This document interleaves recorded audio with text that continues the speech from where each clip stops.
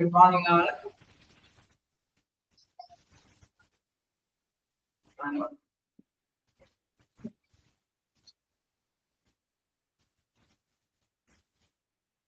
Okay, good morning.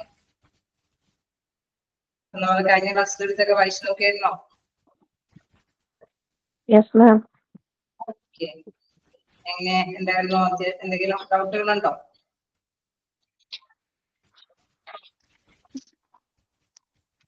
നമ്മളെ എടുത്ത് നിർത്തിയത് എനിക്ക് തോന്നുന്നു ടു എൻഷുർ വർക്കേഴ്സ് പാർട്ടിസിപ്പേഷൻ അല്ലേ? ഒബ്ജക്റ്റീവ്സിലെ പുറത്ത് പോയിന്റ് നമുക്ക് അറിയാവുന്ന തന്നെയാണ്, വലിയ പ്രശ്നമൊന്നുമില്ലാത്ത ഭാഗമാണ് അല്ലേ? അപ്പൊ നമുക്ക് കണ്ടിന്യൂ ചെയ്യാം.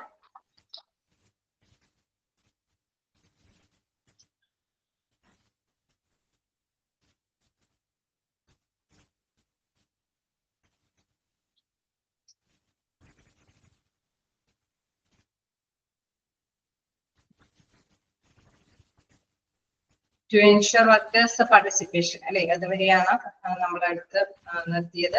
അപ്പൊ തീർച്ചയായിട്ടും എംപ്ലോയിയുമായിട്ട് നല്ലൊരു, അവിടെയുള്ള തൊഴിലാളികളുമായിട്ടൊക്കെ നല്ലൊരു ബന്ധം ഉണ്ടായെങ്കിൽ അതുമായി ബന്ധപ്പെട്ട് കുറെ നേട്ടങ്ങൾ നേടിയെടുക്കാനായിട്ട് സാധിക്കും അല്ലെ. നല്ലൊരു ബെറ്റർ റിലേഷൻഷിപ്പ്, എല്ലാവരുമായിട്ട് നല്ലൊരു ബെറ്റർ റിലേഷൻഷിപ്പ് ഉണ്ടെങ്കിലാണ് സമാധാനപൂർണ്ണമായിട്ട് ആ ബിസിനസ്സിന് അതിൻ്റെതായിട്ടുള്ള വർക്ക് കൈകാര്യം ചെയ്ത് കൊണ്ടുപോകാനായിട്ട് സാധിക്കുകയുള്ളൂ. അതേമാതിരി തന്നെ ഏണിങ്സ് അതിൻ്റെതായിട്ടുള്ള റിസൾട്ട് നേടിയെടുക്കാൻ സാധിക്കുള്ളൂ. അപ്പോ നെക്സ്റ്റ് പോയിന്റിലേക്ക് നോക്കാം.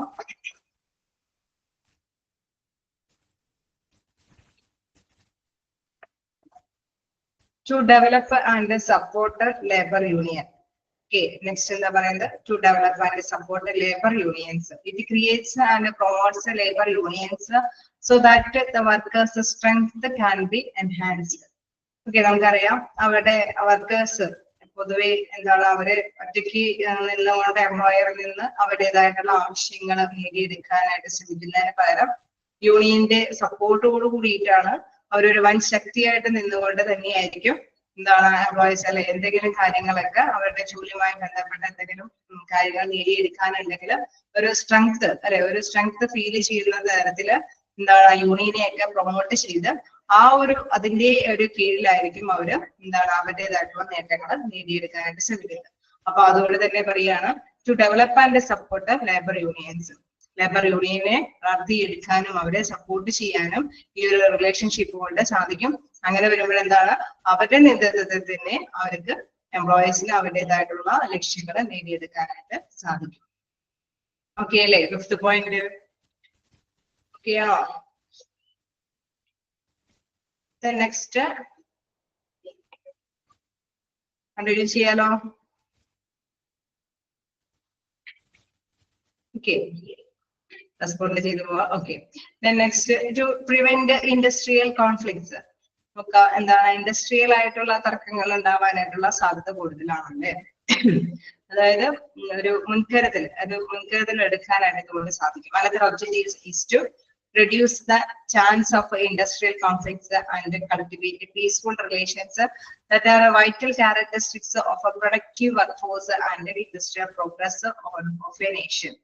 നമുക്ക് മനസ്സിലാവും എന്താണ് നല്ലൊരു ബെറ്റർ റിലേഷൻഷിപ്പ് ഉണ്ടായെങ്കിൽ രാജ്യത്തിന്റെ തന്നെ ആ ഒരു ഇൻഡസ്ട്രിയൽ ആയിട്ടുള്ള ഡെവലപ്മെന്റ് അല്ലെ, അവിടെ വ്യാവസായികമായിട്ടുള്ള ഒരു വളർച്ച, പ്രോഗ്രസീവ് ആയിട്ടുള്ള ഒരു നേട്ടം രാജ്യത്തിന് തന്നെ നേടിയെടുക്കാനായിട്ട് സാധിക്കും.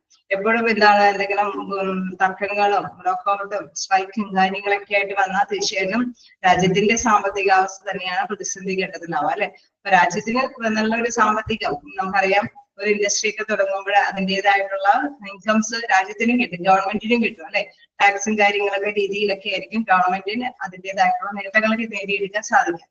അപ്പോ അത് ഇപ്പോ ഒരു എക്സ്പോർട്ട് ചെയ്യുകയാണെങ്കിലും അതിൻ്റെതായിട്ടുള്ള നേട്ടങ്ങൾ രാജ്യത്തിന് നേടിയെടുക്കാൻ സാധിക്കും അല്ലെ. അപ്പൊ അതുകൊണ്ട് തന്നെ നല്ലൊരു തർക്കങ്ങളില്ലാത്ത നല്ലൊരു ബെറ്റർ റിലേഷൻഷിപ്പോട് കൂടിയിട്ട് മൂവ് ചെയ്ത് കഴിഞ്ഞാൽ എന്താണ് അതൊരു പ്രധാനപ്പെട്ട ഒരു vital characteristics of productive workers. എന്താണ് നമ്മൾക്ക് മൂലവർദ്ധിത്വത്തോട് കൂടിയിട്ടുള്ള ഒരു തീർച്ചയായിട്ടും നല്ല പ്രവർത്തനം കാഴ്ചവെക്കാനും അങ്ങനെ ഇൻഡസ്ട്രി ഡെവലപ്പ് ചെയ്ത് മുന്നോട്ട് പോകാനും നേഷന് അതിൻ്റെതായിട്ടുള്ള വളർച്ച നേടിയെടുക്കാനായിട്ടും ഇതുകൊണ്ട് സാധിക്കുന്നു എന്നുള്ളത്. നമുക്കപ്പോൾ സമാധാനപൂർവ്വമായിട്ട് പോകുന്ന ഏതൊരു സംഭവമാണെങ്കിലും അങ്ങനെ തന്നെയാണ് അല്ലെ. ഏതൊരു സംഘടനയാണെങ്കിലും എന്താണെങ്കിലും അത് പീസ്ഫുൾ ആയിട്ട് പോയി കഴിഞ്ഞാൽ അതിന്റെ ലക്ഷ്യം വളരെ പെട്ടെന്ന് തന്നെ നേടിയെടുക്കാനായിട്ട് സാധിക്കും. മറ്റുള്ളവർക്കും അതിന്റെ ഗുണം അനുഭവിക്കാനായിട്ട് സാധിക്കും അല്ലെ. അത് തന്നെയാണ് ഇൻഡസ്ട്രിയിലാണെങ്കിലും പീസ്ഫുൾ ആയിട്ട് നല്ല ബെറ്റർ റിലേഷൻഷിപ്പോട് കൂടിയിട്ടാണ് അത് കൈകാര്യം ചെയ്യണമെങ്കിൽ തീർച്ചയായിട്ടും എല്ലാവർക്കും അതിൻ്റെതായിട്ടുള്ള ഗുണം നേടിയെടുക്കാൻ സാധിക്കും. ഓഫ്കോഴ്സ് എന്താണ് നേഷനും അതിൻ്റെതായിട്ടുള്ള നേട്ടം നേടിയെടുക്കാൻ സാധിക്കും. നെക്സ്റ്റ് എന്താണ്? To reduce strikes and ലോക്കൗട്ട്സ്.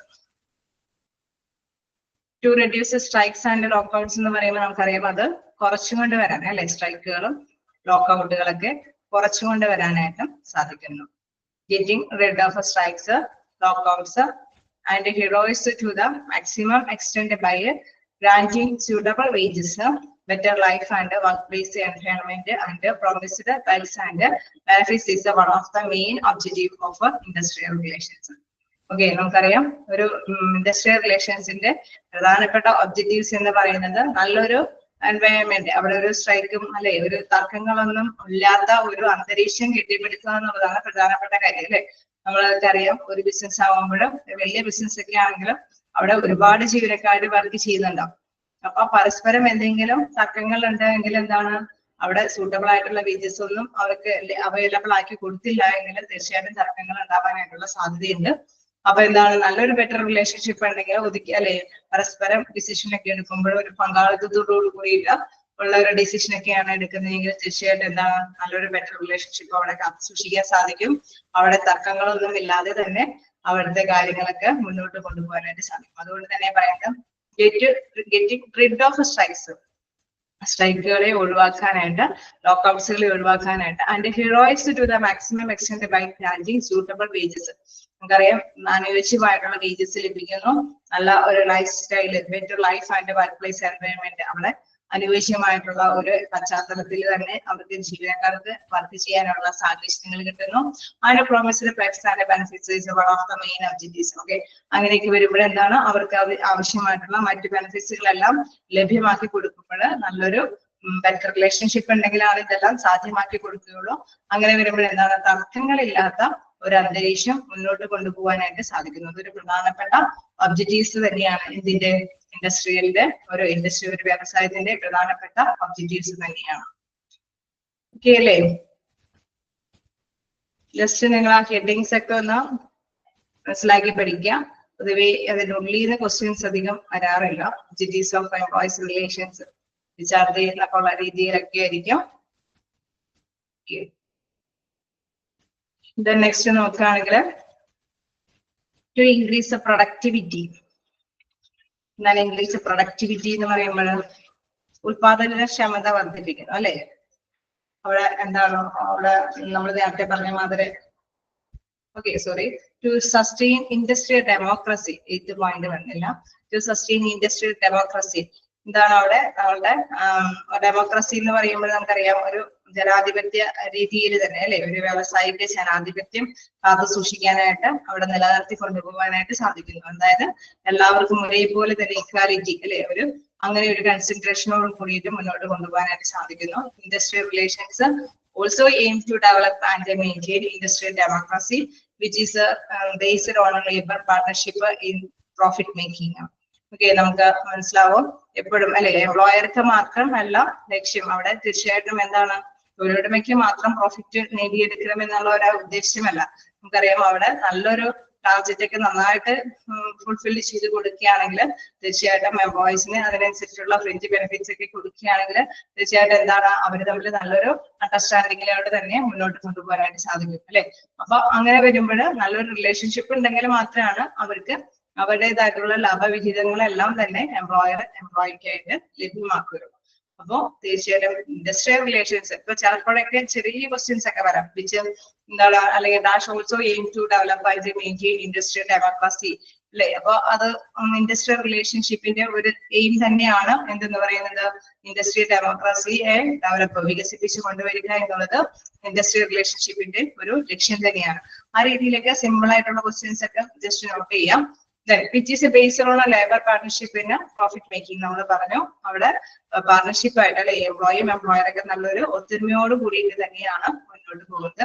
This enables individuals to develop their personality fully so that they can work for the benefit of the industry and of course for the nation.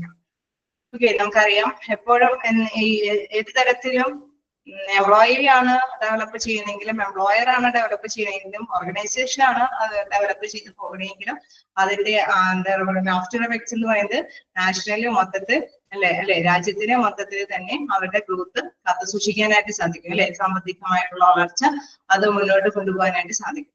നല്ലൊരു ഐക്യത്തോട് കൂടിയിട്ടാണ് ഇങ്ങനെ പോകുന്നെങ്കിൽ മാത്രമാണ് ഈ പ്രോഫിറ്റ് ഷെയറിങ്ങും കാര്യങ്ങളൊക്കെ മുന്നോട്ട് കൊണ്ടുപോകാനായിട്ട് സാധിക്കുകയുള്ളൂ. അപ്പൊ ആ ഒരു ടു സസ്റ്റെയിൻ ഇൻഡസ്ട്രി ഡെമോക്രസി നിലനിർത്തിക്കൊണ്ട് പോകണമെങ്കിൽ നല്ലൊരു റിലേഷൻഷിപ്പ് അവിടെ ആവശ്യമാണ്. കേളേ ഒരു ചെറിയതായിട്ട് ആ ഫസ്റ്റ് ലൈൻ ഒന്ന് അണ്ടർലൈൻ ചെയ്ത് പോവാ.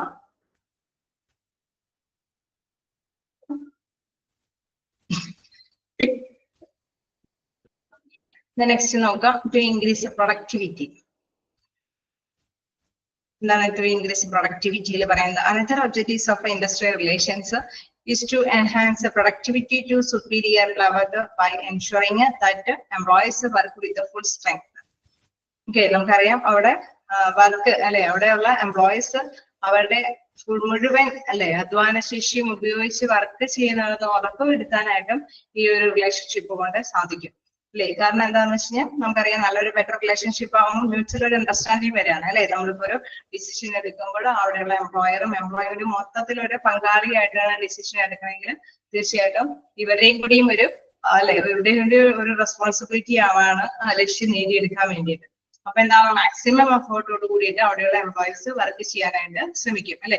അതുകൊണ്ട് തന്നെ പറയുന്നു another objectives of industrial relations is to enhance productivity to superior level by ensuring the employees work with full strength. അവിടെ നല്ല മാക്സിമം സ്ട്രെങ്തോട് കൂടിയിരുന്ന മാക്സിമം എഫോർട്ടോട് കൂടിയിട്ട് തന്നെ അവിടെയുള്ള എംപ്ലോയീസ് എല്ലാം തന്നെ വർക്ക് ചെയ്യാനായിട്ട് പോകുന്നു അല്ലെ. അത് ഉറപ്പുവരുത്തുന്നതും ഈ ഒരു ബെറ്റർ റിലേഷൻഷിപ്പ് കൊണ്ട് തന്നെയാണ്.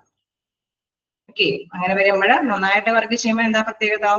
അതിന്റെ പ്രൊഡക്ടിവിറ്റി ഇൻക്രീസ് ചെയ്യുന്നു അല്ലെ. അവിടെ കൃത്യമായിട്ട് തന്നെ അവര് ഫലപ്രദമായ രീതിയിൽ തന്നെ അവര് എന്താണ് ആ ലക്ഷ്യം നേടിയെടുക്കാനായിട്ട് വർക്ക് ചെയ്യും. അങ്ങനെ പ്രൊഡക്ടിവിറ്റി ഇൻക്രീസ് ചെയ്യും. ക്ലിയർ അല്ലേ? ഓക്കെ, ലാസ്റ്റ് പോയിന്റ് കൂടി നോക്കിയിട്ട് ഏതെങ്കിലും ഡൗട്ട് ഉണ്ടെങ്കിൽ ചോദിക്കാം.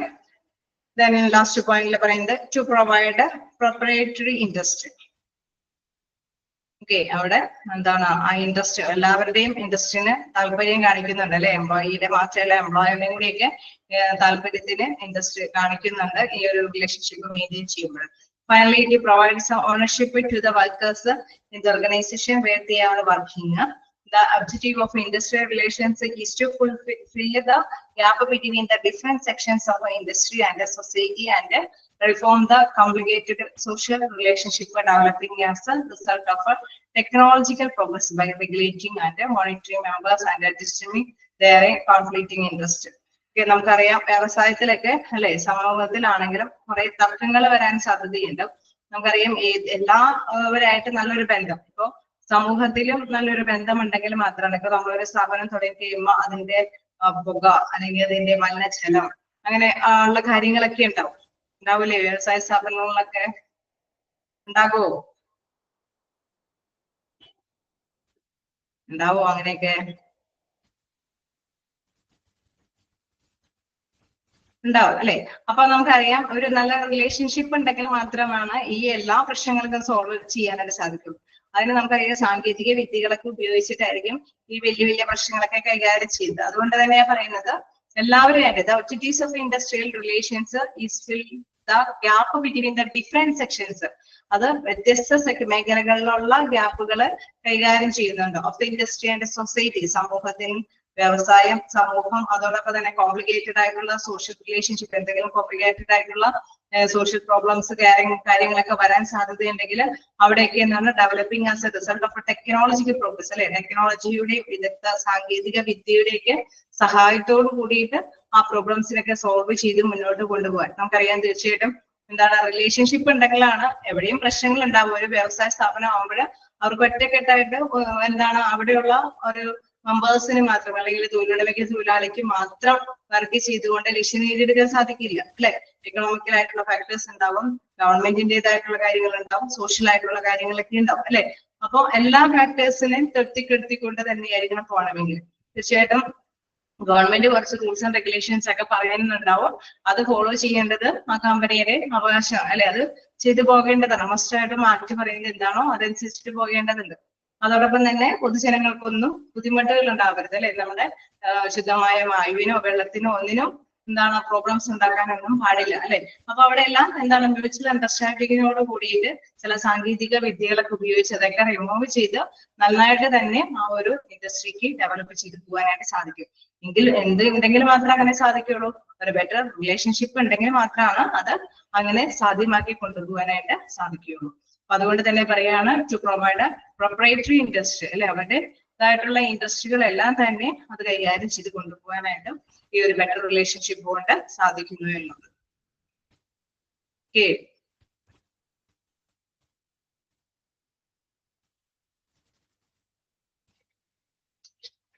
അല്ലേ? അപ്പൊ ജസ്റ്റ് നിങ്ങൾ ആ ഒബ്ജക്റ്റീവ്സ് ഒന്ന് വായിച്ചു നോക്കുക. ഹെഡിങ്സ് ഒന്ന് മസ്റ്റ് ആയിട്ടൊന്ന് നോക്കിപ്പോണം. എംപ്ലോയീസ് റിലേഷൻഷിപ്പ് കൊണ്ട് എന്തെങ്കിലും എയിമുകൾ അല്ലെങ്കിൽ ചില ലക്ഷ്യങ്ങൾ എടുത്ത് പറയുന്നുണ്ടെങ്കിൽ അതൊന്ന് ജസ്റ്റ്, അല്ലെങ്കിൽ നമ്മളുടെ അണ്ടറിൽ ചിലപ്പോൾ ട്രേഡ് യൂണിയന്റെ ആണോ എന്തായാലും എംപ്ലോയീസ് റിലേഷൻസിന്റെ ആണോ ഈ ഒബ്ജക്റ്റീവ്സ് എന്നുള്ളൊരു മൈൻഡ് വേരിയേഷൻ വരരുത്. അതും ചില എയിമുകൾ എന്ന് പറഞ്ഞുകൊണ്ട് എടുത്ത് പറയുന്നുണ്ട്. അതൊക്കെ ഒന്ന് ജസ്റ്റ് ആ ഒരു ഹെഡിങ് വെച്ച് തന്നെ നിങ്ങൾ മനസ്സിലാക്കി പോവുക.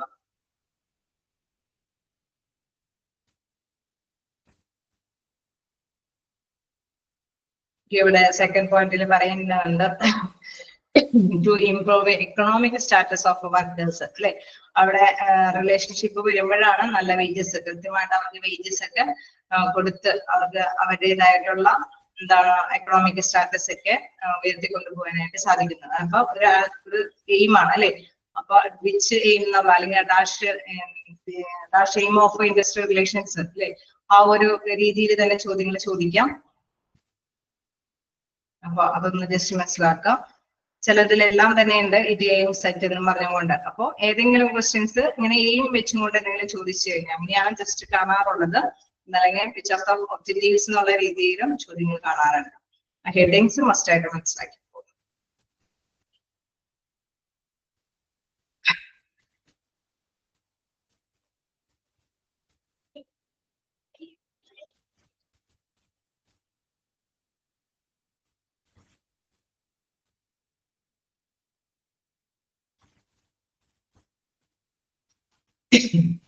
അടുത്ത ഒരു ഭാഗത്തേക്ക് പോവാലോ, അങ്ങനെ ചെയ്യാലോ.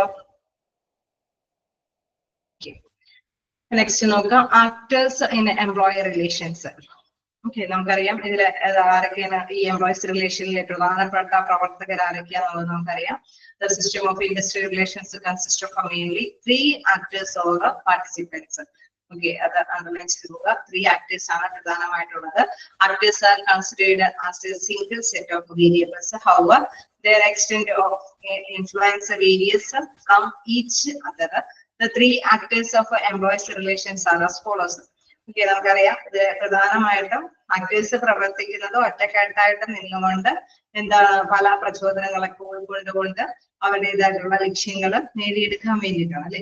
അപ്പൊ ഒരു കൂട്ടം എത്രത്തോളം വേരിയേഷൻസ് വന്നാലും അതെല്ലാം തന്നെ മറികടന്ന് ഒന്നിച്ചു നിന്ന് പ്രചോദനങ്ങളൊക്കെ ഉൾക്കൊണ്ടുകൊണ്ട് ലക്ഷ്യം നേടിയെടുക്കുക എന്നുള്ളതാണ് പ്രധാനമായിട്ടും ആക്ടേഴ്സിന്റെ പ്രധാനപ്പെട്ട ലക്ഷ്യം. ഈ ആക്ടേഴ്സ് ആരൊക്കെയാണെന്നത് നമ്മൾ നോക്കാം. ആരാണ് പാർട്ടീസ് ഓഫ് ഇൻഡസ്ട്രിയൽ റിലേഷൻസിന്റെ ആക്ടേഴ്സ് എന്ന് പറയുന്നത്? IR എന്ന് പറയുന്നത് ഇൻഡസ്ട്രിയൽ റിലേഷൻസ് ആണ് കേട്ടോ. അബ്രിവേഷൻ IR എന്ന് പറയുന്നത് ഇൻഡസ്ട്രിയൽ റിലേഷൻസ് ആണ്. അതില് ആക്ടേഴ്സ് പറയുന്നത് എംപ്ലോയേഴ്സ് ആൻഡ് ഗവൺമെന്റ്. പ്രധാനമായിട്ടുള്ള 3 ആക്ടേഴ്സിനെ തന്നെ നോട്ട് ചെയ്യാം. Employers and government. നമുക്കറിയാം തൊഴിലാളികള്, തൊഴിലുടമ, ഗവൺമെന്റ്. നമുക്ക് ഇതിൽ നിന്ന് നമുക്കറിയാം ഈ എംപ്ലോയീസിനെ സപ്പോർട്ട് ചെയ്യാനായിട്ട് പ്രവർത്തിക്കുന്ന ആരായിരിക്കും? ട്രേഡ് യൂണിയൻ അല്ലെ. ട്രേഡ് യൂണിയനിന്റെ സപ്പോർട്ടോട് കൂടിയിട്ടാണ് എംപ്ലോയീസ് അവരുടേതായിട്ടുള്ള അവകാശങ്ങളൊക്കെ നേടിയെടുക്കുന്നത്. അതേപോലെ തന്നെ എംപ്ലോയേഴ്സിന്റെ അവകാശങ്ങൾ നേടിയെടുക്കാനായിട്ട് എംപ്ലോയറിന്റെ അസോസിയേഷനുകളാണ് അല്ലെ. തൊഴിലുടമയ്ക്ക് ചില കാര്യങ്ങളൊക്കെ നേടിയെടുക്കാനുണ്ടാവും. തൊഴിലാളികൾക്ക് അവകാശങ്ങൾ നേടിയെടുക്കുന്നതോടൊപ്പം തന്നെ തൊഴിലുടമയ്ക്കുമുണ്ട് ഇറക്കുന്ന മുതലിന് ക്യാപിറ്റലിനനുസരിച്ചിട്ടുള്ള പ്രോഫിറ്റ് നേടിയെടുക്കാനായിട്ടുള്ള സാഹചര്യങ്ങൾ ചിലപ്പോൾ ഗവൺമെന്റ് കുറെ പോളിസി അല്ലെ റൂൾസ് ആൻഡ് റെഗുലേഷൻസ് ഒക്കെ ഇവിടുന്ന് വെച്ചാൽ ചിലപ്പോ ആ ഒരു ഇൻഡസ്ട്രിക്ക് ചിലപ്പോ ആ ഒരു സമയത്ത് അല്ലെങ്കിൽ ആ സാഹചര്യത്തിലൊക്കെ പിടിച്ചു നിൽക്കാൻ പറ്റിയെന്ന് വരില്ല. അപ്പൊ അവരൊക്കെ എന്താണ് അത് ബാർഗെയിൻ ചെയ്ത് തന്നെ നേടിയെടുക്കേണ്ടതായിട്ട് വരും. അവരും യൂണിയന്റെ ഒക്കെ നേതൃത്വത്തിലായിരിക്കും ഒന്നിച്ചു നിന്ന് ഗവൺമെന്റിനോടൊക്കെ ഫൈറ്റ് ചെയ്ത് അവരുടേതായിട്ടുള്ള ലക്ഷ്യങ്ങൾ നേടിയെടുക്കുന്നത്.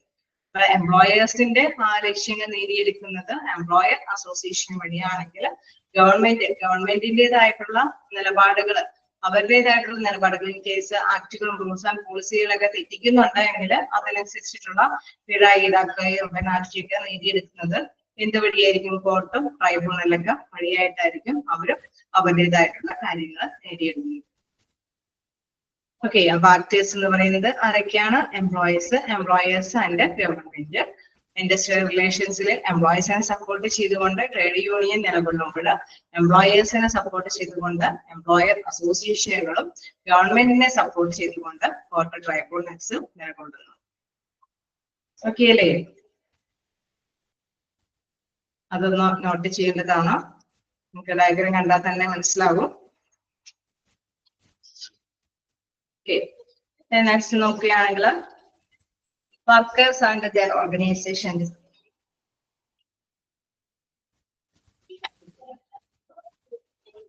അല്ലേ, എന്തെങ്കിലും നോട്ട് ചെയ്ത് പോകേണ്ടതുണ്ടെങ്കിൽ ഈ ഒരു ഡയഗ്രാം കാണുമ്പോൾ ഇത് എന്താണെന്നൊന്ന് വായിച്ചു നോക്കിയത് ഇവരെ സപ്പോർട്ട് ചെയ്യുന്നതിന് വേണ്ടിയിട്ടാണെന്നുള്ളതൊക്കെ ഒന്ന് ജസ്റ്റ് നോട്ട് ചെയ്ത് പോവാ.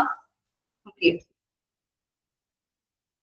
ഗവൺമെന്റ് കോട്ടൺ ട്രൈബ്യൂണൽസ് എന്നൊക്കെ പറയുമ്പോഴും മനസ്സിലാക്കുക ആക്ടിന്റെ കീഴിൽ എന്തെങ്കിലും കാര്യങ്ങൾ നേടിയെടുക്കുന്നതിന് വേണ്ടിയിട്ട് അവർക്ക് പിൻബലമായിട്ട് നിൽക്കുന്നത് കോടതി അല്ലെ ട്രൈബ്യൂണൽസുകളൊക്കെ വഴിയാണ് അത് നേടിയെടുക്കുന്നത്.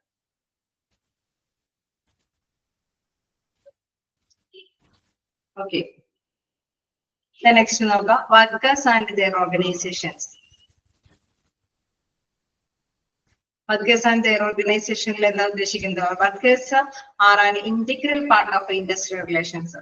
നമുക്കറിയാം എംപ്ലോയീസ് എന്ന് പറയുന്നത് അല്ലെങ്കിൽ വർക്കേഴ്സ് എന്ന് പറയുന്നത് ഈ ഇൻഡസ്ട്രിയൽ റിലേഷൻസിന്റെ ഒരു അവിഭാജ്യ ഘടകമാണ് അല്ലെ.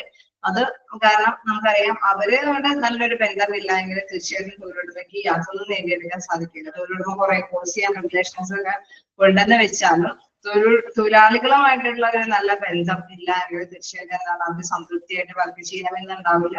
അവരെ മാക്സിമം അഫോർഡബിൾ വർക്ക് ചെയ്യണമെന്നുണ്ടാവില്ല. അവരുടെ മാക്സിമം സമയം അവിടെ യൂട്ടിലൈസ് ചെയ്യണമെന്നുണ്ടാവില്ല.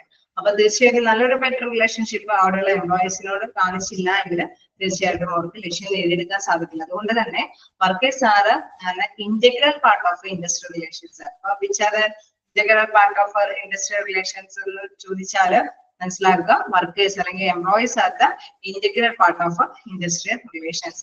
നോട്ട് ചെയ്യാം. Workers can be of different age, educational background, social and family background, skills, culture etcetera.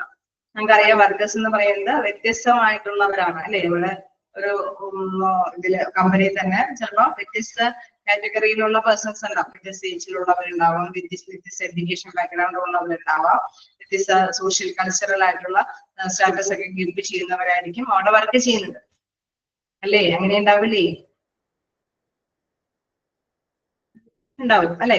നോക്കാം. Workers continuously strive to make their employment terms and conditions better. എപ്പോഴും എന്താണ് അവരുടേതായിട്ടുള്ള അവരുടേതായിട്ടുള്ള അവകാശങ്ങളൊക്കെ നേടിയെടുക്കാൻ വേണ്ടിയിട്ട് പരിശ്രമിക്കും അല്ലെ. അവരെപ്പോഴും അവരുടേതായിട്ടുള്ള എംപ്ലോയ്മെന്റിൽ അവരുടെ തൊഴിലിടത്തില് പിടിച്ചു നിൽക്കാൻ വേണ്ടിയിട്ട് എപ്പോഴും അതിനായിട്ട് പരിശ്രമിക്കും.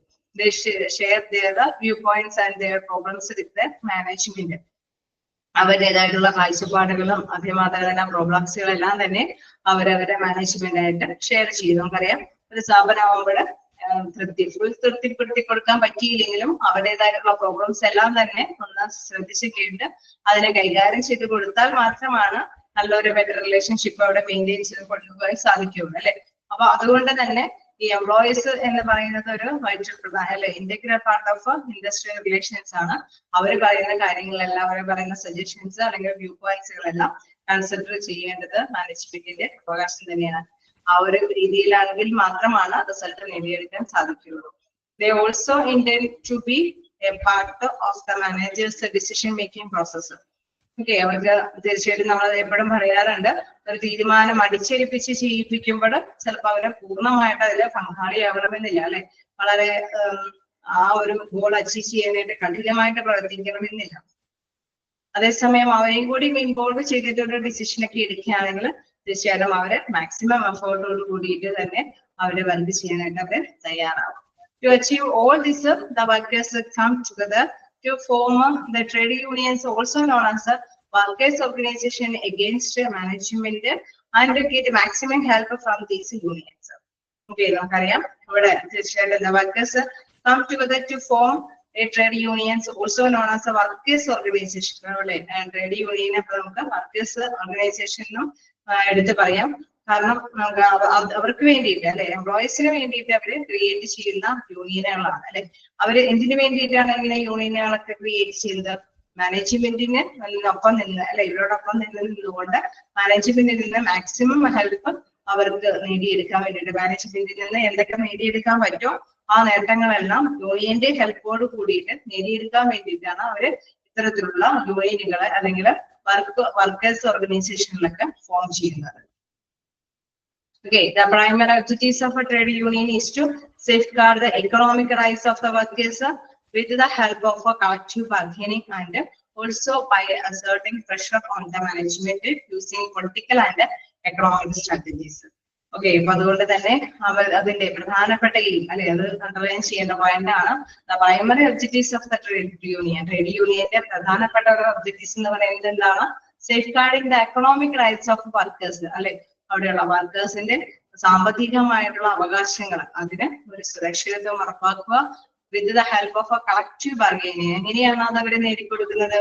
നമുക്കറിയാം, നാച്ചുറലി ഒരു സാലറി ഒക്കെ തീർച്ചയായിട്ടും എംപ്ലോയർ പ്രൊവൈഡ് ചെയ്യും. അതിൽ കൂടുതൽ എന്തെങ്കിലും നേട്ടങ്ങളൊക്കെ നേടിയെടുക്കേണ്ടി വരുമ്പോഴാണ് യൂണിയന്റെയും കൂടി സപ്പോർട്ടോട് കൂടിയിട്ട് അവര് ബാർഗെയിൻ ചെയ്യുന്നത് അല്ലെ. അപ്പൊ ബാർഗെയിൻ ചെയ്താണ്, അവര് വിലപേശിയാണ് ഇത്തരത്തിലുള്ള നേട്ടങ്ങളൊക്കെ നേടിയെടുക്കുന്നത്. And also by asserting pressure on the management using political and economic strategy. Okay, നമുക്കറിയാം അവർക്ക് പൊളിറ്റിക്കൽ രാഷ്ട്രീയപരമായിട്ടും സാമ്പത്തികപരമായിട്ടുള്ള പല തന്ത്രങ്ങളും പ്രയോഗിച്ചിട്ടാണ് അവരവരുടേതായിട്ടുള്ള ആ ഒരു കൊണ്ട് അല്ലെങ്കിൽ പ്രാധാന്യം കൊണ്ട് തന്നെ അവരുടേതായിട്ടുള്ള അവകാശങ്ങളൊക്കെ നേടിയെടുത്തു കൊടുക്കുന്നത്. ഓക്കെ, അപ്പൊ പ്രൈമറി ഒബ്ജക്റ്റീവ്സ് എന്താന്നുള്ള കാര്യം നോട്ട് ചെയ്യുക. Safeguard the economic rights of workers with the help of collective bargaining. Okay,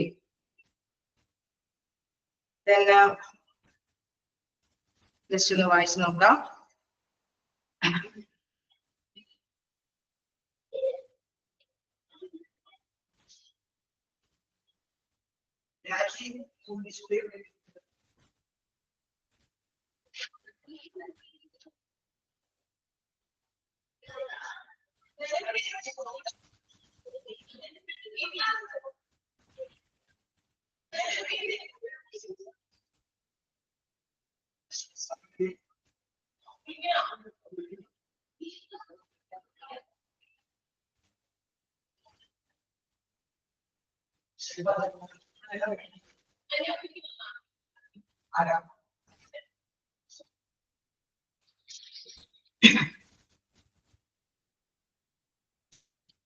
next നമുക്ക് കണ്ടിന്യൂ ചെയ്യാലോ.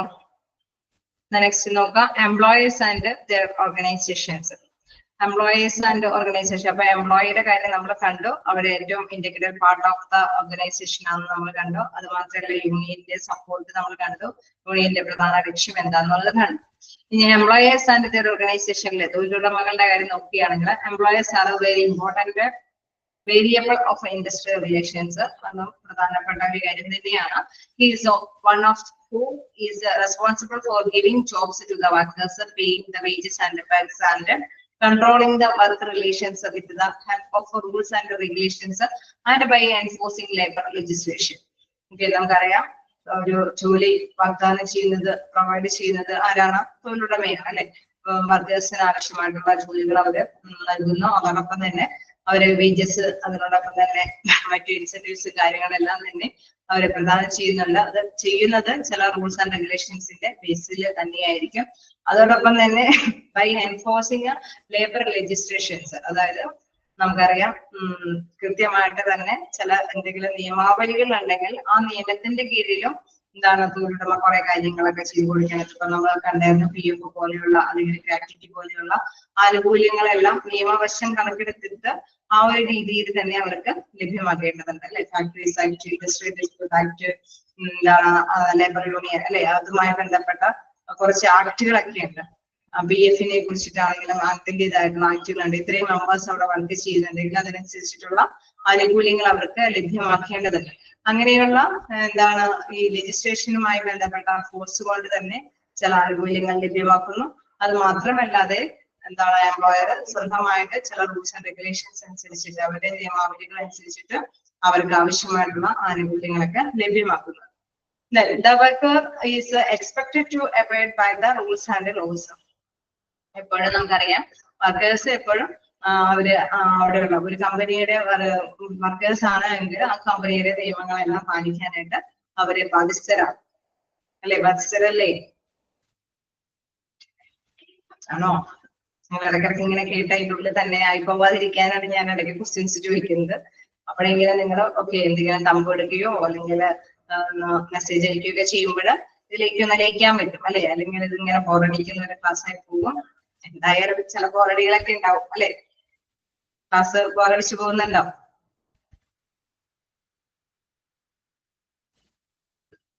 ഉണ്ടോ? ആർക്കും ഒരു റിപ്ലൈ ഇല്ല. ഇല്ലാന്നുമില്ല, എന്തെന്നുമില്ല. ഓക്കെ, കുറച്ച് ബോറടി ഉണ്ട്. പക്ഷേ കൂടി നമുക്ക് കുറച്ചില്ലാന്ന് തന്നെ പറയുന്നുണ്ട്. എന്നാലും കുറച്ച് നമുക്ക് ഈ ഹ്യൂമൻ റിസോഴ്സിന്റെ ചാപ്റ്റേഴ്സിൽ നിന്നുള്ള പ്രത്യേകത അതാ.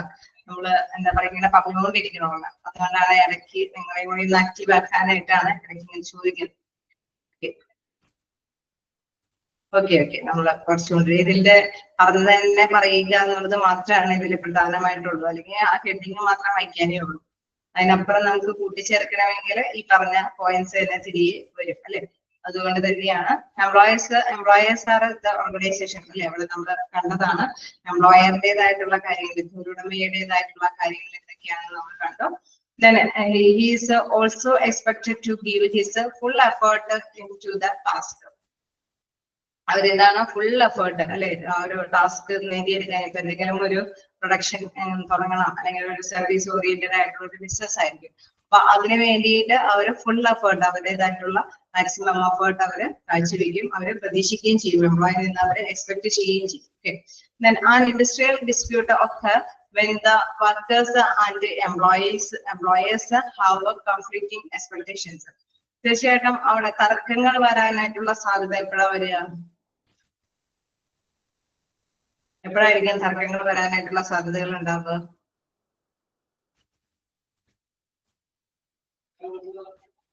എംപ്ലോയറെ എന്തെങ്കിലുമൊക്കെ എക്സ്പെക്ട് ചെയ്യും അല്ലെ, പ്രതീക്ഷിക്കും.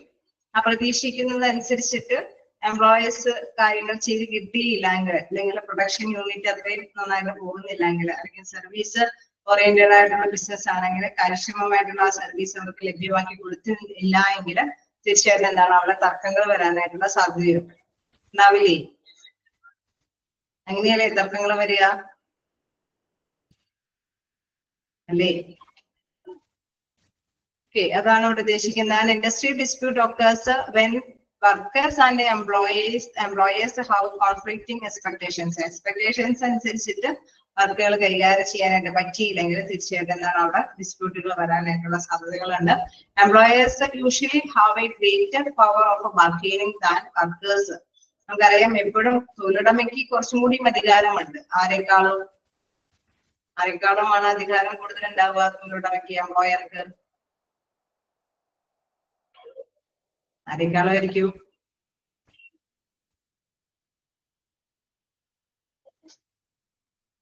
ആരെക്കാളാണ് കൂടുതൽ അധികാരം ഉണ്ടാവുക തൊഴിലുടമയ്ക്ക്? അവിടെ ഇപ്പൊ തൊഴിലാളികളുണ്ട്, എംപ്ലോയിനേക്കാളും അല്ലെ, എംപ്ലോയിനേക്കാളും കൂടുതൽ അധികാരം ആർക്കുണ്ട്, തൊഴിലുടമയ്ക്കുണ്ട് അല്ലെ. But when compared with trade unions, okay, നമുക്കറിയാം അവിടെ ട്രേഡ് യൂണിയൻസ് കൂടി വന്ന് പെട്ട് കഴിഞ്ഞാൽ തീർച്ചയായിട്ടും എന്താണ്, അവരെ സംതൃപ്തിപ്പെടുത്തില്ലെങ്കിൽ ചിലപ്പോ ആണെങ്കിൽ പിടിച്ചു നിൽക്കാൻ പറ്റിയെന്ന് വരില്ല അല്ലെ. അപ്പൊ അവരെ സംതൃപ്തിപ്പെടുത്തേണ്ട ഒരു ഡ്യൂട്ടിയും കൂടി എംപ്ലോയറിന്റെ മൈൻഡിലുണ്ടാവും. തീർച്ചയായിട്ടും പവർ ഈസ് കൺസിഡറബിളി ലോ. അങ്ങനെ വരുമ്പോഴെന്താണ് അവരുടെ അധികാരം അവര് കുറച്ച് കുറയ്ക്കും അല്ലെ. എംപ്ലോയി മാത്രമേ ഉള്ളൂവെങ്കിൽ അവരെ അധികാരത്തോട് കൂടിയിട്ട് തന്നെ അവരെ കൊണ്ട് ഡ്യൂട്ടി ചെയ്യിക്കാനായിട്ട് തുടങ്ങും.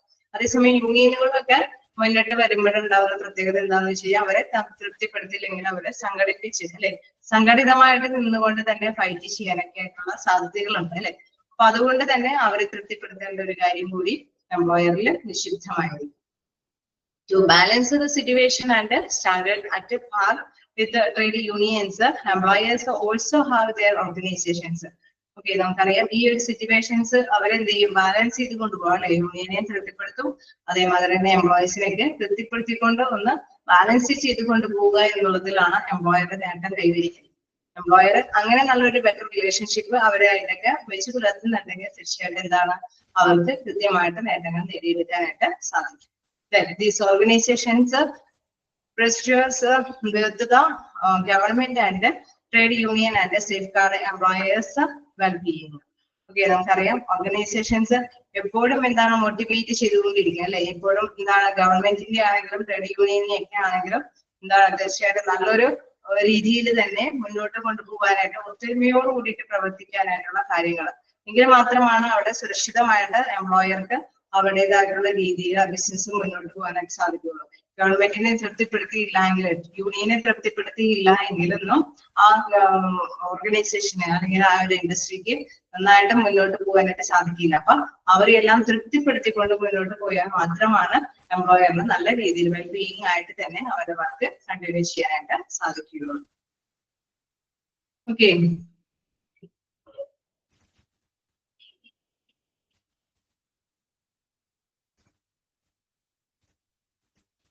അടുത്തൊരു പോയിന്റുകളിലേക്ക് പോവാം. ഓക്കെ അല്ലേ?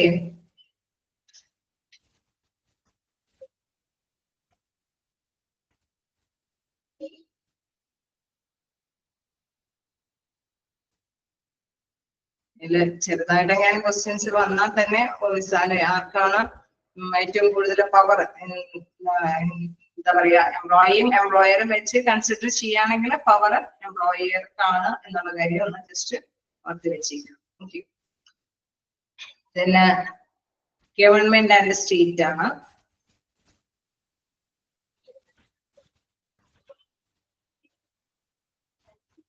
ഞാൻ ഗവൺമെന്റ് ആൻഡ് സ്റ്റേറ്റ് എടുത്ത് പറയുന്നത് നോക്കാം. Government is supposed to be the caretaker of the nation, therefore if plays a balancing role. Okay, നമ്മളെപ്പോഴും എന്താ പറയണത്, നമ്മുടെ രാജ്യത്തിനെ കാത്തു സംരക്ഷിക്കുക എന്ന് പറയുന്നതാണ് ഗവൺമെന്റ് ചെയ്തുകൊണ്ടിരിക്കുന്നത് അല്ലെ.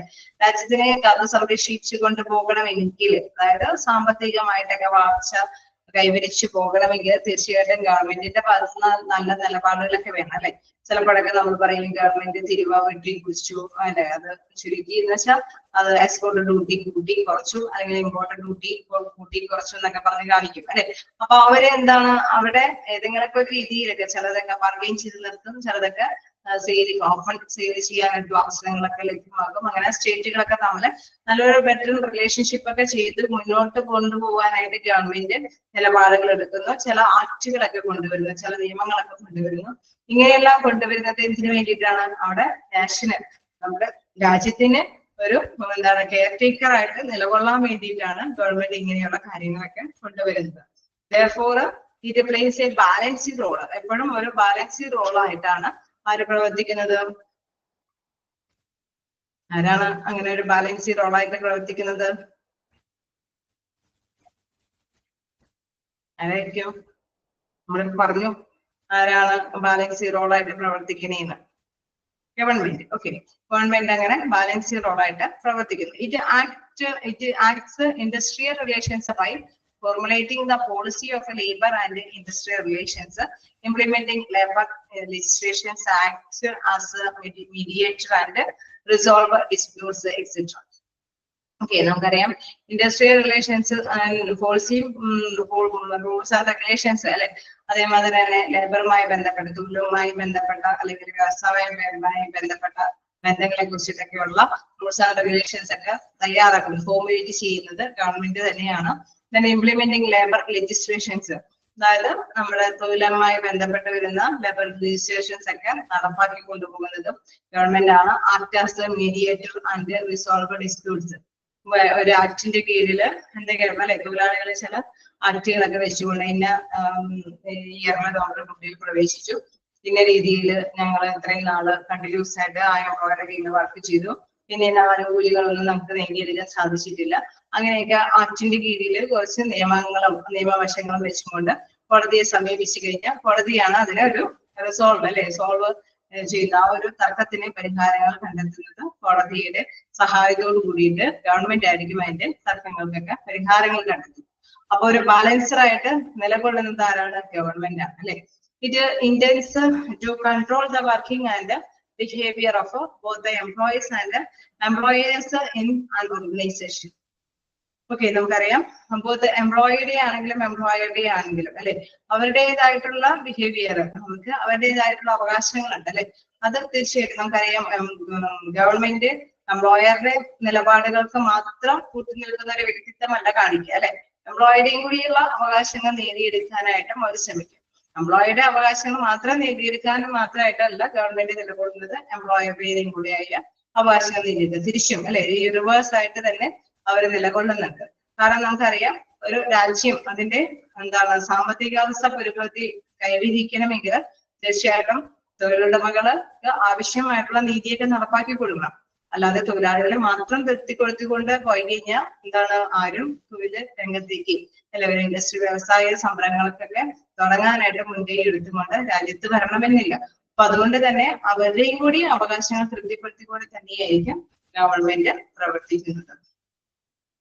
The central and state government controls and affects industrial relations using law, agreements, awards of court, etc.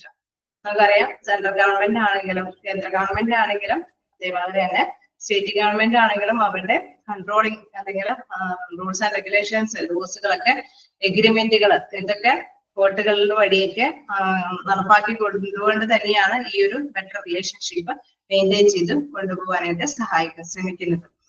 നിയമാവലികള് ഒരു സ്റ്റേറ്റിൽ ഒരു ബിസിനസ് തുടങ്ങണമെങ്കിൽ തീർച്ചയായിട്ടും എന്താണ് ആ സ്റ്റേറ്റിന്റെ റൂൾസ് ആൻഡ് റെഗുലേഷൻസ് ഫോളോ ചെയ്യും അല്ലെ. ആ സ്റ്റേറ്റിന്റെ റൂൾസ് ആൻഡ് റെഗുലേഷൻസ് മാത്രം ഫോളോ ചെയ്താൽ പോരാ, സെൻട്രലി എന്തെങ്കിലും റൂൾസ് ആൻഡ് റെഗുലേഷൻസ് ഇത് ഫോളോ ചെയ്യേണ്ടതുണ്ടെങ്കിൽ അതും ഫോളോ ചെയ്യണം അല്ലെ. ഇപ്പൊ ടാക്സേഷന്റെ കാര്യത്തിലാണെങ്കിലൊക്കെ നമുക്കറിയാം സ്റ്റേറ്റ് ഗവൺമെന്റിന്റെ ടാക്സ് കൊടുക്കുന്നതോടൊപ്പം തന്നെ കേന്ദ്ര ഗവൺമെന്റിന്റെ ടാക്സും ചിലപ്പോ ഒക്കെ ഫുൾഫിൽ ചെയ്ത് കൊണ്ടുപോകണം ചില ഇൻഡസ്ട്രിയലിസിനൊക്കെ മുന്നോട്ട് പോകണമെങ്കിൽ അല്ലെ. അപ്പൊ ആ റൂൾസ് ആൻഡ് റെഗുലേഷൻസ് ഒക്കെ അത് കൺട്രോൾ ചെയ്ത് മെയിൻറ്റെയിൻ ചെയ്ത് കൊണ്ടുപോകുക എന്നുള്ളത് പ്രധാനപ്പെട്ട ഒരു കാര്യം തന്നെയാണ്. Third parties and labour and tribunal courts come in the category. ഇവിടെ നമുക്കറിയാം ഇത്തരത്തിലുള്ള കാര്യങ്ങളൊക്കെ കൈകാര്യം ചെയ്യുന്നത് അല്ലെ. നമുക്കിപ്പോ GST-യുമായി ബന്ധപ്പെട്ട കാര്യങ്ങളൊക്കെ കൈകാര്യം ചെയ്യുന്ന അതിന്റെ ഒരു ട്രൈബ്യൂണലായിരിക്കും അതിന്റെ ഫൈനലൈസേഷൻ തീരുമാനങ്ങളൊക്കെ, എന്തെങ്കിലും ഡിസ്പ്യൂട്ടുകളൊക്കെ ഉണ്ടെങ്കിൽ ഫൈനലൈസേഷൻ ഒക്കെ തീരുമാനങ്ങളൊക്കെ എടുക്കുന്നത് ആ ഒരു ട്രൈബ്യൂണലിന്റെ ബേസിലായിരിക്കും അല്ലെ. അവരുടേതായിട്ടുള്ള കാര്യങ്ങളുടെ അണ്ടറിലായിരിക്കും അതിനൊരു ഫൈനലൈസേഷൻ കണ്ടെത്തുന്നത്. അപ്പോ ഇത്തരത്തില് ഗവൺമെന്റും അതിൻ്റെതായിട്ടുള്ള ഒരു റോൾ അവിടെ കാഴ്ചവെക്കുന്നു. ഓക്കെ, ജസ്റ്റ് വായിച്ചു നോക്കാം.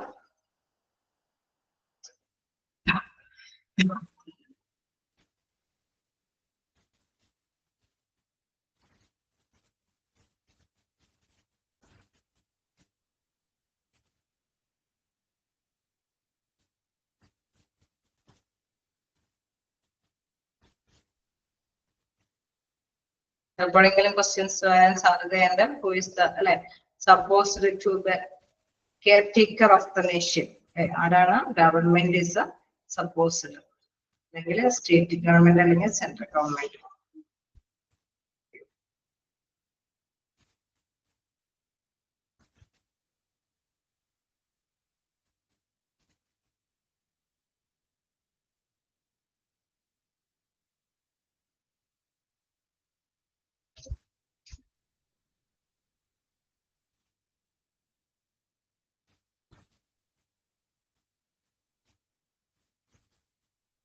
വായിച്ചോണ്ടിരുന്നോ?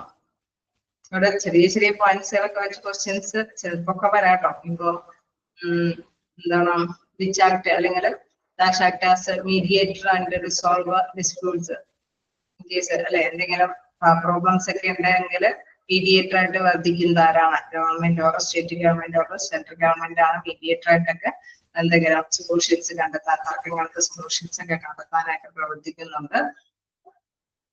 ആ ഒരു രീതിയിലൊക്കെ ജസ്റ്റ് ഒന്ന് നോക്കി പോവുക.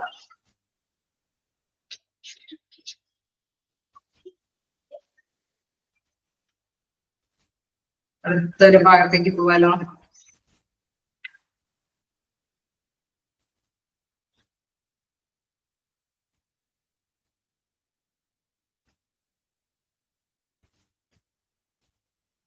അടുത്തൊരു ഭാഗം എന്ന് പറയുന്നത് ഫാക്ടേഴ്സുകളാണ്.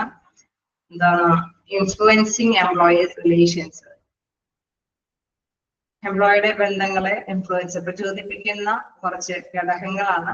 Following are the factors that influencing employee relations. എംപ്ലോയിയുടെ ബന്ധങ്ങളെ പ്രചോദിപ്പിക്കുന്ന ചില ഘടകങ്ങൾ എന്ന് പറയുന്നത് first one economic factors, second one technological factors, third one social and cultural factors. Okay, economic അതേമാതിരി തന്നെ പറയുന്ന കാര്യമാണ് ഇൻസ്റ്റിറ്റ്യൂഷൻ. ഇതെല്ലാം തന്നെ ഫാക്ടേഴ്സിൽ പെടുന്നതാണ്. അതിന്റെ ഒരു സെപ്പറേഷൻ അല്ല, ഇതെല്ലാം കൂടി ഒന്നിച്ച് തന്നെ ഇതിൽ പെടുന്നതാണ് അല്ലെ. Economic factors, technological factors, social and cultural factors, institution factors, political factors, organisation factors and global factors. Okay, ഓരോ ഫാക്ടേഴ്സും എന്തുമായി ബന്ധപ്പെട്ടാണ് ഡിപ്പെൻഡ് ചെയ്തേക്കുന്നത് എന്നുള്ള കാര്യം ജസ്റ്റ് നോക്കാം. എംപ്ലോയീസ് റിലേഷൻസിനെ ഇൻഫ്ലുവൻസ് ചെയ്യുന്ന ഫസ്റ്റ് ഫാക്ടർ എന്ന് പറയുന്നത് എക്കണോമിക് ഫാക്ടേഴ്സ് ആണ്. ഓക്കെ, എക്കണോമിക് ഫാക്ടേഴ്സിൽ എന്താ പറയുക? The structure of an economy, socialist, capitalist, or mixed, determines the economic factors. The structure of the economy, socialist, capitalist, or mixed, determines the economic factors. അല്ലെ, അപ്പൊ ആ ഒരു ഘടന എന്ന് പറയുന്നത്, എക്കണോമിയുടെ ഘടന എന്ന് പറയുന്നത് അതിൽ എന്തൊക്കെയുണ്ട്? മുതലാളിത്തം അല്ലെങ്കിൽ അല്ലെ സോഷ്യലിസ്റ്റ്, സാമൂഹികപരമായിട്ട് ക്യാപിറ്റലിസ്റ്റ് എന്ന് പറയുന്ന മുതലാളിത്തം, മിക്സഡ് സമ്പദ് വ്യവസ്ഥ എല്ലാം ഇതില് പെടുന്നുണ്ട് അല്ലെ. അവിടെ എന്താണ് ഈ മൂന്ന് രീതിയിലും വേണമെങ്കിൽ പ്രൈവറ്റൈസേഷൻ നടത്താം, പബ്ലിക് സെക്ടറായിട്ട് പ്രവർത്തിക്കാം, പബ്ലിക് പ്രൈവറ്റ് സെക്ടറായിട്ട് മിക്സ് ചെയ്തിട്ടും പ്രവർത്തിക്കാം. ആ ഒരു രീതിയിലാണ് നമ്മൾ ഒരു ബിസിനസ് സ്ഥാപനം മുന്നോട്ട് പോകുന്നത് അല്ലെ. The character and composition of the workforce, demand and the supply of labor, and the association of labor would determine the economic position of the workforce and also the strength of a bargaining which affected the industrial relations. Okay, ഇവിടെ നമുക്കറിയാം ഒരുപാട് സവിശേഷതകൾ ഇതിലുമുണ്ട് അല്ലെ. അപ്പൊ ഏതെങ്കിലും ഒരു മുതലാളിത്ത സമ്പദ് വ്യവസ്ഥയാണെങ്കിൽ അതിന് അതിൻ്റെതായിട്ടുള്ള ചില പ്രത്യേകതകളുണ്ട്. പ്രൈവറ്റൈസേഷൻ ആണെങ്കിൽ അതിൻ്റെതായിട്ടുള്ള പ്രത്യേകതകളുണ്ട്. അതേമാതിരി മിക്സഡ് ആയിട്ടുള്ള സമ്പദ് വ്യവസ്ഥയാണെങ്കിലും അതിൻ്റെതായിട്ടുള്ള പ്രത്യേകതകളുണ്ട് അല്ലെ. അപ്പൊ എന്താണ് ശരിക്കും പറഞ്ഞു കഴിഞ്ഞാൽ ഒരു ഘടന അല്ലെങ്കിൽ ഇതിന്റെ ഒരു ഘടന എന്ന് പറയുന്നതിന് നമ്മൾ മനസ്സിലാക്കിയാണ് എങ്കിൽ demand and supply of labour അല്ലെ, തൊഴിലാളികളുടെ ഒരു ആവശ്യകത അല്ലെ. നമ്മളിപ്പോ ഏത് ഇതിലെടുത്ത് നോക്കിക്കഴിഞ്ഞാലും അവിടെ തൊഴിലാളികളുടെ ആവശ്യകത ലഭ്യമാവണോ എന്നുള്ളത് ഉറപ്പാക്കേണ്ടതുണ്ട് അല്ലെ. And association of labour would determine the economic position of the workforce.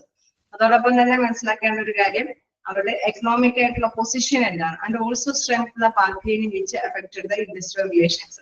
Okay, നമുക്കറിയാം വ്യവസായ ബന്ധങ്ങളെ ബാധിച്ച് വിലപേശിയായിട്ടാണ് അവിടെ ആ ശക്തികൾ. ചിലപ്പോ ചില കമ്പനികളിലൊന്നും വലിയ പ്രശ്നം ഉണ്ടാവില്ല, അല്ലാതെ സമയം ചില കമ്പനികളിലൊക്കെ ബാർഗെയിൻ ചെയ്യുന്ന യൂണിയനൊക്കെ ഭയങ്കര കാര്യമായിട്ട് പ്രവർത്തിക്കുന്ന ഒരു സ്ഥാപനമായിരിക്കും. അപ്പൊ അത് ഒരു പ്രധാനപ്പെട്ട ഘടകമാണ് അല്ലെ. ചിലർക്ക് എന്താണ് എക്കണോമിക്കിന്റെ ഒരു പിൻബലത്തോട് കൂടിയിട്ട് ബാർഗെയിൻ ചെയ്യാനായിട്ടുള്ള ഒരു പവർ ഉണ്ടാവും.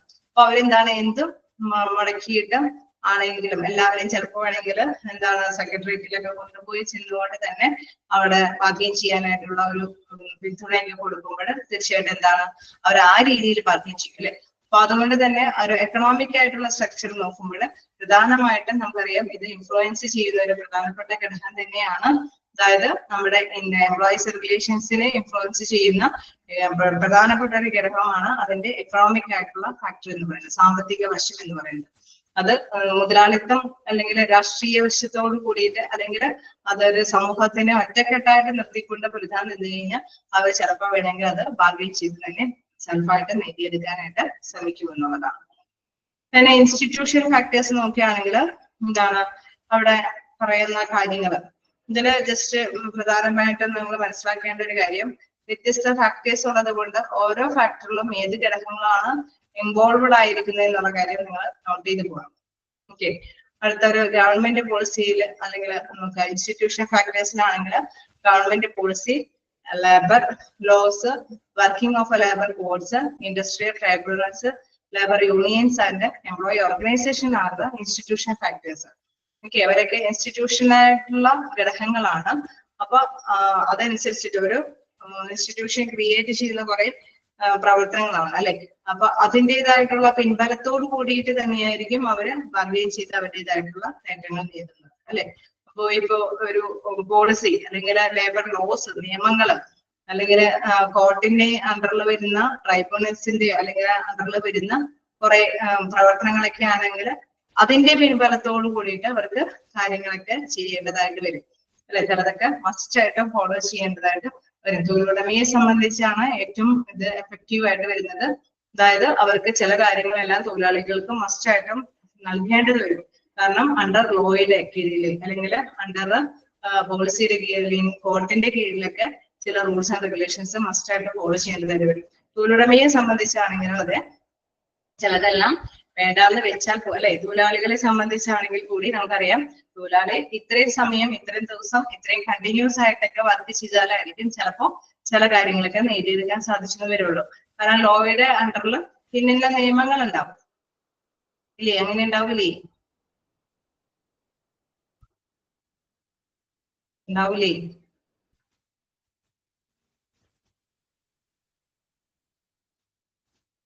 ഓക്കെ, അങ്ങനെ എന്തെങ്കിലും നിയമങ്ങൾ ഉണ്ടാവില്ലേ? ഇപ്പോ എനിക്ക് തോന്നുന്നു ഗ്രാറ്റുവിറ്റി ഒക്കെ അങ്ങനെയാണ് അല്ലെ. ഒരു നിശ്ചിത വർഷം ഒരു തൊഴിലുടമയുടെ കീഴില് കണ്ടിന്യൂസ് ആയിട്ട് വർക്ക് ചെയ്തവർക്ക് മാത്രമായിരിക്കും ഗ്രാറ്റുവിറ്റി ഒക്കെ നേടാനുള്ള അർഹതയുണ്ടാവുള്ളൂ. അപ്പൊ അതൊരു ലോയാണ്, ഒരു നിയമമാണ്. ആ നിയമത്തിന്റെ പിൻബലത്തില് ആനുകൂല്യങ്ങൾ ലഭ്യമാകണമെങ്കിൽ തീർച്ചയായിട്ടും എംപ്ലോയി ആ നിയമം പാലിച്ചിരിക്കണം. ഇൻ കേസ് അതേമാതിരി തന്നെ എംപ്ലോയർ ഇങ്ങനെയുള്ള ഗ്രാറ്റുവിറ്റി ഒന്നും നൽകിയില്ലെങ്കിലും എംപ്ലോയിക്ക് കോടതിയെ സമീപിക്കാം. കാരണം ഇത്രയും നാള് നമ്മൾ ഇന്ന എംപ്ലോയറുടെ കൂടെ കണ്ടിന്യൂസ് ആയിട്ട് വർക്ക് ചെയ്തിട്ട് നമുക്ക് ഇപ്പോ റിട്ടയർമെന്റ് കാലയളവിലൊന്നും ആനുകൂല്യങ്ങൾ തന്നില്ല എങ്കിൽ തീർച്ചയായിട്ടും നമുക്കറിയാം അതിനുള്ള അർഹതയുണ്ട് അല്ലെ. ആ ഗ്രാറ്റുവിറ്റി ലഭ്യമാകാനുള്ള അർഹതയുണ്ട്. നമുക്കറിയാം ഇത്രയും നമ്പേഴ്സ് ഉള്ള ഓർഗനൈസേഷനിലൊക്കെ ആയിരിക്കും ഈ ഗ്രാറ്റുവിറ്റിക്കൊക്കെ പരിഗണന വരിക അല്ലെ. അപ്പൊ റൂൾസ് ആൻഡ് റെഗുലേഷൻസ് അത് ഇൻസ്റ്റിറ്റ്യൂഷണൽ ആയിട്ടുള്ള ഘടകങ്ങളാണ്. ആ ഘടകങ്ങളെ ഇൻഫ്ലുവൻസ് ചെയ്തുകൊണ്ട് ബാർഗെയിൻ ചെയ്ത് കാര്യങ്ങളൊക്കെ നേടിയെടുക്കാനായിട്ട് സാധിക്കും. The industrial relations scenario is also affected by a religious and a social institution by way of existing value system and by ensuring their compliance. Example എന്താണ്, gender basis existing in certain industries and countries അല്ലെ. അവിടെ ചില വ്യവസായ സ്ഥാപനങ്ങളൊക്കെ രാജ്യങ്ങളിലാണെങ്കിലൊക്കെ നിലനിൽക്കുന്ന ഒരു കാര്യമാണ് എന്താണ് അവരുടെ അനുസരണം അല്ലെ. ചിലതിലൊക്കെ മസ്റ്റായിട്ടും അവര് ചില കാര്യങ്ങളൊക്കെ എന്താണ് അനുസരിച്ച് പോകേണ്ടത്, അത് മസ്റ്റായിട്ടും ഫോളോ ചെയ്ത് പോകേണ്ടതാണ്. ചില നമുക്ക് അറിയാലോ, ചില ഇതുകളിലൊക്കെ അല്ലെ വർക്ക് ചെയ്യാനൊക്കെ ആയിട്ട് ചില വ്യക്തികൾക്ക് പെർമിഷൻ ഉണ്ടാവില്ല അല്ലെ. അപ്പൊ അത് അത്തരത്തിലുള്ള ഒരു ഇൻസ്റ്റിറ്റ്യൂഷനും കാര്യങ്ങളൊക്കെ ആണെങ്കിൽ അതിനൊരു നിയമം അനുശാസിക്കുന്നുണ്ടാവും. തീർച്ചയായിട്ടും നമ്മുടെ ഇവിടെയൊക്കെ നമുക്കറിയാം വേലയ്ക്ക് നിരോധനം ഉണ്ട് അല്ലെ. അതൊക്കെ കാരണം അവർക്ക് പണിയെടുപ്പിക്കാനായിട്ടുള്ള അർഹത ആർക്കില്ല, എംപ്ലോയർക്ക് തൊഴിലുടമയ്ക്കില്ല. ഇത്രയും ഏജിന് താഴെയുള്ള വ്യക്തികളെ കൊണ്ടൊന്നും പണിയെടുപ്പിക്കാനുള്ള അവകാശമില്ല. അപ്പൊ കേസ് അങ്ങനെയൊക്കെ ഉണ്ടെങ്കിൽ തീർച്ചയായിട്ടും കോടതിയുമായി ബന്ധപ്പെട്ട് മുന്നോട്ട് പോകേണ്ടതായിട്ട് വരും. അപ്പൊ ഇതെല്ലാം തന്നെ ഇൻസ്റ്റിറ്റ്യൂഷനിലായിട്ട് ആയിട്ടുള്ള ഘടകങ്ങളാണ്. അങ്ങനെ സമൂഹത്തിൽ നിന്ന് ചില കാര്യങ്ങളൊക്കെ എന്താണ് പ്രചോദനം ചെയ്ത് അതിൽ നിന്ന് നേടിയെടുക്കാനായിട്ട് സാധിക്കുമെന്നുള്ളത്. ഓക്കെ, നമുക്ക് കണ്ടിന്യൂസ് ആയിട്ട് നെക്സ്റ്റ് ക്ലാസ്സിൽ എടുക്കാം. ജസ്റ്റ് നിങ്ങൾ ഫാക്ടേഴ്സ് ഒന്ന് മനസ്സിലാക്കി പോവുക. എത്ര ഫാക്ടേഴ്സ് ഉണ്ടെന്നുള്ള കാര്യമൊക്കെ ജസ്റ്റ് ഒന്ന് നോട്ട് ചെയ്യാം. ഓക്കെ, ഇതുവരെയും എടുത്തതിൽ എന്തെങ്കിലും ഡൗട്ട് ഉണ്ടോ?